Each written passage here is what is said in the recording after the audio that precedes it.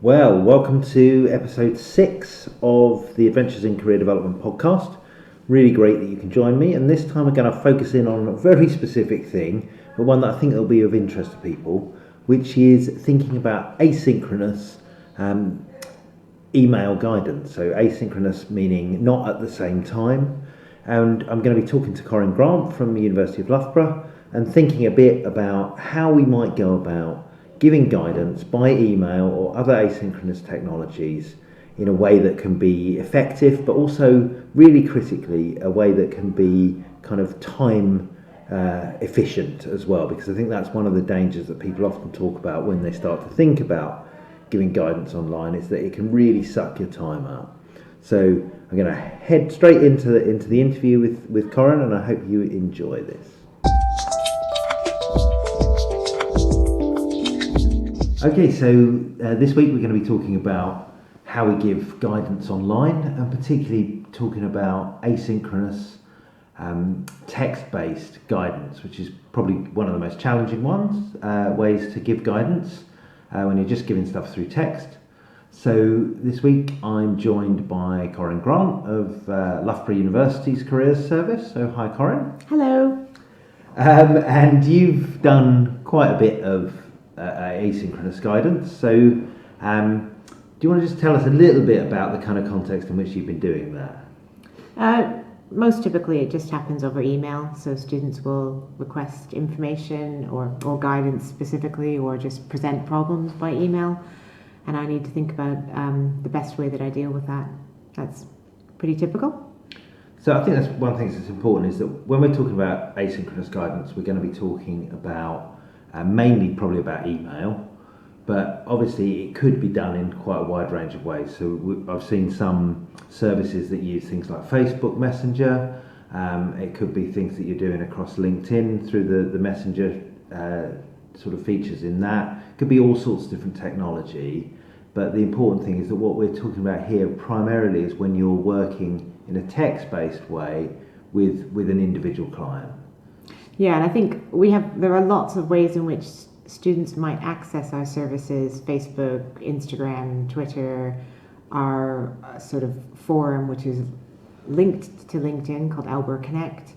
But I think in a lot of those cases we'd be giving them information, but it probably wouldn't be very detailed or person specific, because you'd probably want to move that into a forum that felt a little bit more individual. Yeah. And then you also might be pushing them towards services or events that you're doing that you think will be useful to them. So if they come in a kind of group-based context, you would probably be trying to take that sort of out of the group-based environment, so that you could talk to them one-on-one and give them some more specific. It really depends, because if you do that for everybody, then the purpose of the group is probably to try and get the students to be learning from each other. So that wouldn't ideally be what you were trying to do. But if their question is clearly something that involves, revealing some personal information, and you feel like it probably warrants an individual conversation, then yeah, you probably would take it. You might say come to an appointment, but if that's not possible, then you might use one of the other forums, like email, for example, to give them some more information. Okay, so let's say someone does send you an email and they're working in that kind of mode, and you receive an email where they're asking for some kind of careers help. What process would you go through in terms of thinking about whether you're going to deal with it in that mode, or whether you're going to try and get them to come in, or give them a phone call, or whatever, really? So I guess a few different things are happening when that happens. I mean, I have to think about what else is happening that day. I'll have students who've booked in for appointments, and I'm not saying they're the priority, but I need to make sure that I have time to deal with and prepare for those. So if an email is coming that morning, I need to think, well, do I have time to respond to it? And if I do, to what level can I respond? Can I give all the information? Can I point towards some resources or links? Or is the problem or the question that the student has presented me with something that means I need to point them to one of our events, activities, or an appointment. Yeah. So I think it depends. I think I need to think about managing their expectations and figuring out what I'm able to do. I think that's a really important point, that an email contact or a contact through some kind of messenger service shouldn't be a queue jumper. Shouldn't immediately people shouldn't expect that they immediately get a response. And also, you can go back to people and say, thanks for the query, but I've got a slot which I'll book you into on Wednesday, and I'll look at it then. So I think it's important that you don't feel that just because it's an immediate contact that you have to respond to them immediately. Yeah, and I think in terms of I need to account for my time, not every single minute. I mean, there must be thousands of emails I've sent that I've not accounted for. But if I'm considering somebody's request, perhaps I'm looking at an application or a letter or a CV, that is a chunk of my time. I need to be able to account and report that I've done it. So yeah, putting some time in my diary to do it properly is one of the ways in which I might do that.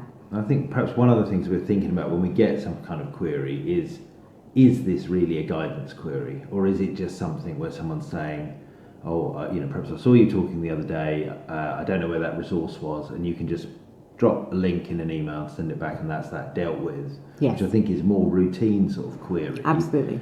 Or actually, is this something you're doing which is guidance and is more equivalent to what you might do if you were seeing them face to face? And I think thinking through what you're doing, and obviously there's quite a lot of grey area there, but thinking that through seems to be quite important. Yeah, and the other thing is, and I think anybody out there who has done careers work or guidance work of any kind will probably recognise this, is people come to you with what they think is one problem, and often when you just find out a bit more about it, you find out it's actually not that problem, it's a couple of other problems. Which is not to say they don't know what they're doing, it's just because they haven't really examined the problem. When you know a bit more about it, you can then say, oh, actually we need to look at this and this. So often the question they've asked you is the beginning of a longer conversation, which then turns out to be about something a bit different or a bit more. So yeah, you do need to think, how is this piece of information going to be delivered, and what's the best way to do it? And is it better to have a telephone call? That would be my preference in most cases if somebody can't come in. So under what circumstances would you think that someone's problem was best dealt with as an email or as an asynchronous communication?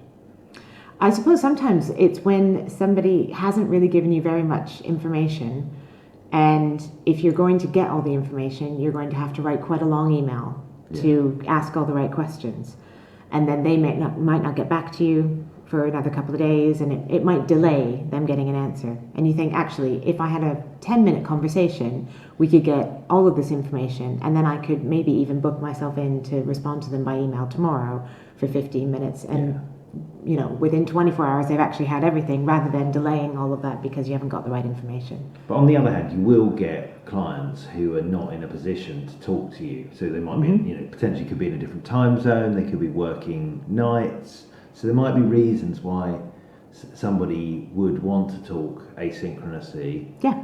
Do you think there are any other advantages that the kind of asynchronous mode gives you beyond? Yeah, I mean, there's a few things. One is, it won't be the first time you've answered that question, probably. So you'll have, I'm not saying necessarily templates, but you might have similar responses for that question before. So sometimes it can be a shortcut.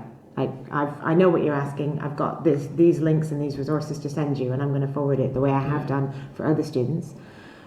It can also be a really thorough way of giving an answer. So sometimes perhaps I'll see a student for 10 minutes and I'll suggest a lot of links, but I won't necessarily give them all the links, but maybe in an email they get 4 or 5 resources sent to them that are appropriate that they can access over a longer period of time. So it could be better from that point of view. Yeah, so, and I guess there's the whole writing things down means that you have to consider quite carefully what you're saying. Often, not always, but I think if you ask a student for particular information and you are writing your response, and often when we're writing, we're thinking very carefully, I suppose, is what I'm saying. So you might get a fuller response. Yeah, and I think there's also the idea that it gives the student a bit of time Yeah, of to course. think as well, Yeah. which can be useful as well. But yeah, I think that thing of having a kind of fairly complete record, because often you might feel you've covered a lot of ground when you're face to face with somebody, but the student hasn't taken good notes, or they have taken good notes and then they've lost them as soon as they've gone out of the session. Yeah. And having that written down, I think, can be useful. I suppose the other thing, I'm sorry, I just thought of another thing, which is just that you can ask of them to put some work in before they come back again. So you could say, for example, if you come back to me with an example of your response to this question on the application, then I can do this, which means that that they have to put a bit of work in order for the guidance to progress, and that can be really helpful, because you don't always get that then and there in a meeting. So let's just kind of think about what would be called contracting, I suppose, if you were doing it face to face. Is how do you agree with your client or your student what you are going to do in this format? If somebody sends you an email, how do you agree with them what you are going to do as opposed to what you aren't going to do? I don't think I'm incredibly good at this over email, to be honest. So I don't always give a lot of thought to that before I start responding. I have started requesting that students give me deadlines. So, for example, if a student has an application and they know that application has to be in by the end of the week, they need to say that up front in the email, and then I can respond to them and say, I can deal with this or I can't. Because what I find is, like almost everybody, I have a lot of emails in my inbox, and not everything gets dealt with in a timely manner, and then they get disappointed. So I've started doing that more, which means that I'm more likely to at least be able to say, yes, I'm going to deal with this, or no, I'm not, and you should use this resource instead. I have a colleague though who has set up templates of sorts over emails. So she's sort of has subject headings for emails, which mean the students are starting to get used to thinking of the emails as being like an advice appointment. So this one's about CVs, this one's about reflection, this one's about volunteering.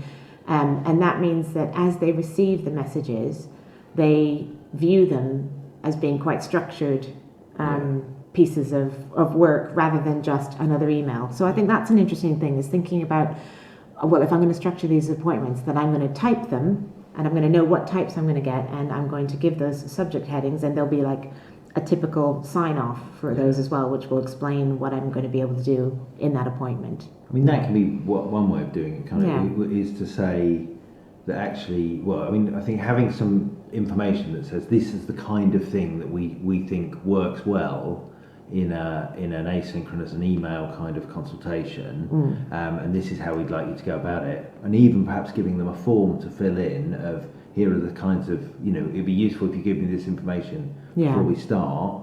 Obviously you don't always get that, because sometimes people will just come to you and start to deal with it, but being able to direct students back to some guidance about what is actually going to be covered in this kind of session, and what things that you might not be able to do in this session, I think can be useful. So I think that thing that perhaps when you respond as well, being able to put in something where you say, you make it clear that this is an email guidance session, rather than this is, as you say, just an email that you happen to have sent to somebody, and that by doing that they've booked something fairly formal. I think that can be quite useful. I mean, I've actually started, when I'm dealing with people who ask me queries, I've started kind of setting up basically a Word document with a header and a standard set of format. So that rather than just getting an email back from me, people get something that looks kind of official and gives them the sense that they have received some kind of formal interaction with me, which I found that to be quite helpful. I mean, one of the things that I think there's a risk of with email guidance is that you enter into an endless dialogue with people, and it sucks up a lot of your time. And I think that formalising it can help with that, because people know they've had one session, and if Yeah. they want more, they have to come back with more. Yes, yeah, I think that probably would be helpful. I suppose I'm fortunate in that, maybe not all, but for the most part, my students are on campus. When they graduate, less so. So I have had a lot of students that I've dealt with via email because they've graduated already. But I do find that the students who are on campus, I think they recognize that they get more value from a face-to-face interaction, or they feel that. Perhaps I don't know if they recognize that. But so I don't find that they want to continue going by email. They tend to want to book an appointment if they can. Yeah. So I guess, but if we're talking about the people who can't, because they're not physically here and they're maybe in a different time zone, as you say, so a telephone appointment doesn't work, then yeah, it needs to be email, really, or some similar format. Yeah. Is there anything that you think works particularly well? Any kind of guidance or interaction that works particularly well doing it in this asynchronous mode? I quite like doing CVs and covering letters, to be honest. I do like doing them face to face, and I do that an awful lot. But I don't mind if somebody sends me a CV or a covering letter and I open it and I edit it using comments or track changes to just give them my thoughts on what they've done. I think that does work reasonably well, partly because I often will see students more than once and I then have a record of what I've told them and I can remind myself of what's happening with their CV. And I think it probably works well for them because they have a more permanent record of what I've said about it. So that works really well, and that happens regularly with my students who are on campus because if they came to see me, they'd get a similar sort of thing, but face to face. I mean, I think that the use of track changes and actually editing directly onto their document can be quite a useful thing to do because it gives them something really tangible. And it takes out any ambiguity which you might have when you're actually, if you're just talking.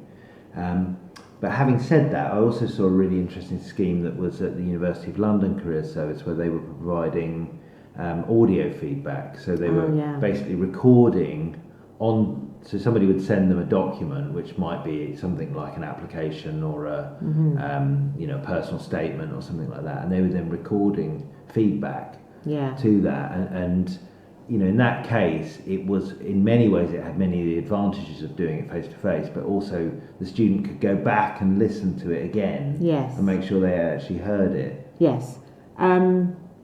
I'm sure they probably work with a lot of international students as well. I certainly do work with quite a lot of international students, and for the most part that would be useful because they could listen to it again, but if they don't understand what I'm saying, then they might struggle for that. I just want to make it clear that when I use track changes, I'm not actually editing their CV. Right. So I might, for example, go in and say, perhaps try using this word, or this sentence needs to be rewritten, or there are 3 ideas within this bullet point. Can you? But I just want to make it clear I don't go and change everybody's CV, so then they just have to accept all changes and they can send it to it. So why not? Would you? Presumably you might point out a spelling mistake or something like that. But why are you kind of nervous about saying that? Well, because it's them. A CV is a representation of them. So I can't decide, you said that you managed the people, don't you mean you coordinated the work? It has to be about me reading it and giving an interpretation of how well I think they're represented in it, and whether I can navigate it effectively, whether it looks clean, whether I think it's appropriate for the job they're applying for, is it well tailored, does it seem to make sense? So all of those things are more likely to be comments around this section might want to be moved, or you've not done this in the right order, or these dates don't make sense, so typically it's comments. But I do, if I see a spelling mistake, then I will highlight it and change things like that so they can see that they've made a mistake. And do you think that's more of a risk when you're working on your own and you haven't got them in front of you, that you do just kind of fix things without necessarily asking them what it is that they meant by that? Not really. No. I think I behave fairly similarly when they bring it to me. I often will sort of direct them to use the pen, and I'll say, what about this section here? Yeah. But sometimes I'll pick up the pen and say, and circle words and say, I think this word is different, or there's a lot of misuse of uppercase and lowercase letters across all of us. Yeah. So that kind of thing comes up a lot and can be a bit irritating on CVs.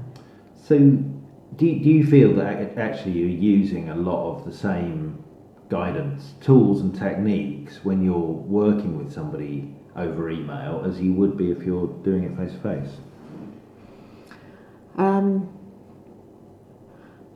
There's definitely a lot missing.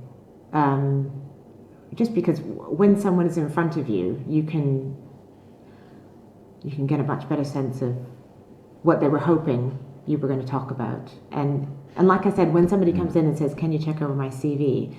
and then you ask something like, what kind of employer might have this CV? Who is it targeted at? And they say, "Oh, I haven't thought about that," or "I don't know what I want to do." Then the conversation is quite different. But if somebody just sends you their CV, you can ask that question, but you're probably still going to look at the CV and try and give them some feedback. So, not entirely. I think it is, in terms of editing and looking at CVs, it is quite similar, but I think the quality of the overall appointment is probably not quite as good. What about if a sensitive topic comes up? And that could be in another kind of, we've been talking mainly about these kind of CVs and things like that. Obviously, you might also be dealing with queries, more general advice, kind of things over email. But even in a CV, it's possible that somebody reveals, they've been in prison, or they've had a death in the family, or whatever. If you were in a face-to-face context, you'd probably have a way of asking questions about that would open some of those issues up.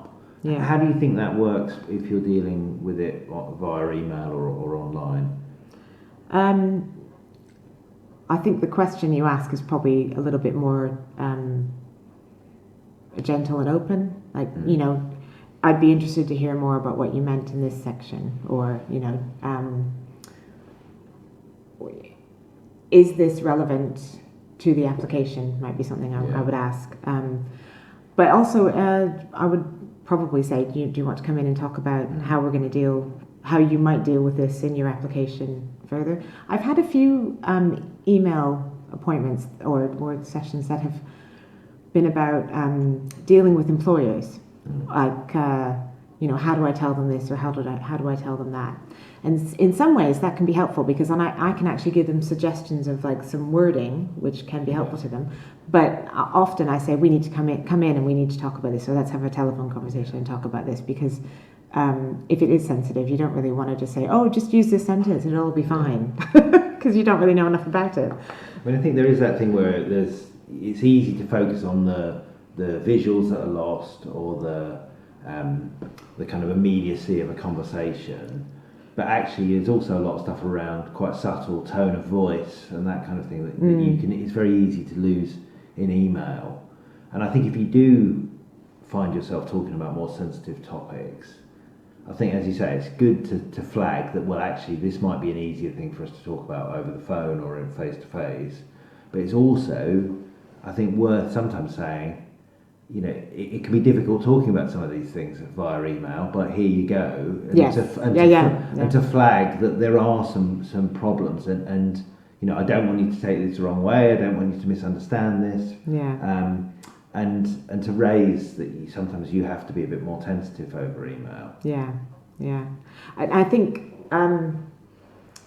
there are some things you start to write and you think, I don't feel comfortable about this being written down. Yeah. And I think then I'm going to stop writing this down, and I'm going to say, let's try and have a conversation in some way. And I'm not saying you can just know that by magic, but I think most of us know when we feel comfortable that if at any point anybody wanted to read this conversation between me and the student, I'd be perfectly happy with it.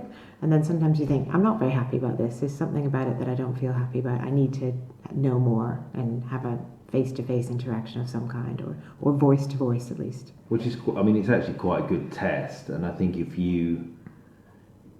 may be that you do things in a face-to-face, because a face-to-face encounter is ephemeral, and you lose that, the whatever you've said, the exact way you've said it disappears immediately.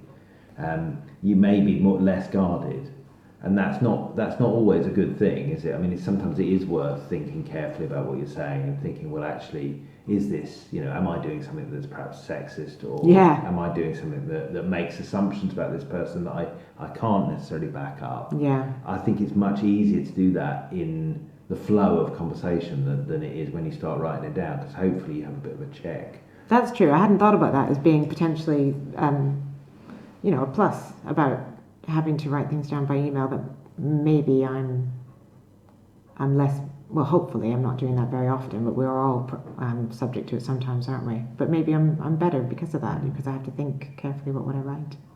I think we're kind of running out of time a bit now, but it's one of the things you did mention was templates, and I think that's a really interesting idea, is creating a template which is, okay, well, if somebody asks you the "I don't know what I want to do with my life" question, then you've got some starting points as an answer that you can give them back. The same if you get a CB question or whatever. But I think it's really important that you don't just give everybody the same thing. It should still, that's a starting point, but shouldn't be the finishing point, and you should make sure you tailor it to their query. And the same with the provision of resources. Like, I have quite a lot of resources that I often share with people, but I try not to just share the same resources regardless of what people have asked me. Yeah. I have a couple of different signatures, which I name different things. So one of them is referral for appointment. Right. So because I often reply and say, "Oh, come and see me." So that one, all it has in it is all the technical details about how you make an appointment: call, email, book online, and then I can tailor the email itself to the individual. I often forward emails that I've used for previous students because it has the same information, and then I tailor that. But that's not to be recommended. No. Because I haven't made the mistake yet, I don't think. But you can so easily forget to change the name or something, and then it's just really embarrassing, isn't it? So no, I think if you're doing it, then setting up some standard templates and pulling them out of the templates, rather than thinking, "Oh, I had a similar question from a student 3 weeks ago. I'll go back and pull that out," because as you say, it's really easy to make mistakes. Yeah. Great. Is there anything else? Any other advice that you would give to people who are starting to do email guidance or asynchronous guidance for the first time? What would you suggest? Try and find an easy way to track your time a little bit, and I think that is done by templates, by standardizing your subject headings. If you've got a way of tracking appointments, then try and figure out what is an appointment and what is something that you're not going to track. Like, I'm not going to track every single time I reply to a student, but if I have a certain amount of time, then I am going to, but make it as easy as possible, otherwise you just won't do it. Great. Thank you very much. That's been brilliant. My pleasure.